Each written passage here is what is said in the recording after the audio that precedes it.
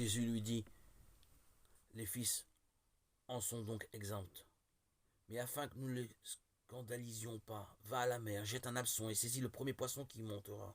Quand tu lui auras ouvert la bouche, tu y trouveras un statère. Prends-le et donne-le l'heure pour moi et pour toi. Matthieu 17, 26, 27.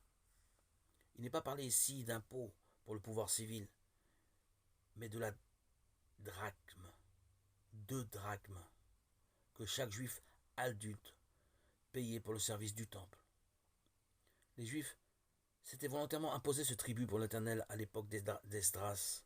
Les receveurs des drachmes demandaient en fait à Pierre si son maître était un bon juif. Aussitôt, toujours zélé, bien qu'ignorant, Pierre répond affirmativement.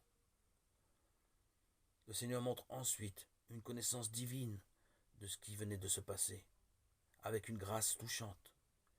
Il va présenter la position nouvelle donnée à Pierre, ainsi qu'à ceux qui étaient avec lui. Et devant sa question, il lui demande, les rois de la terre, de qui reçoivent-ils des tributs ou des impôts? De leurs fils ou des étrangers? Verset 25. Pierre répond, des étrangers. Jésus lui dit, les fils en sont donc exempts. Ce qui veut dire, toi et moi, nous sommes les enfants du grand roi du temple, et comme tels, nous n'avons pas à payer ce tribut. Mais afin que nous ne les scandalisions pas, va à la mer, ajoute le Seigneur, s'associant Pierre. Ces paroles montrent ensuite sa puissance divine sur la création. Il fait apporter par le poisson une pièce ayant la valeur exacte de la peau à régler. Un statère valait 2 drachmes. À ce nouveau,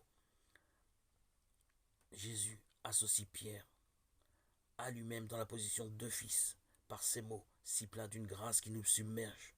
Donne-leur pour moi et pour toi. Ces paroles trouvent-elles un écho dans nos cœurs? N'en sommes-nous pas profondément touchés? Si Christ nous disait « moi et toi », que pourrions-nous ressentir? Et c'est pourtant ce qu'il dit. Le Fils de Dieu peut dire à quelqu'un comme moi et toi. Je sais que c'est l'effet de la rédemption, mais de la rédemption qu'il a lui-même accompli, une bénédiction que seul son cœur, répondant aux pensées éternelles de Dieu, pouvait imaginer pour nous.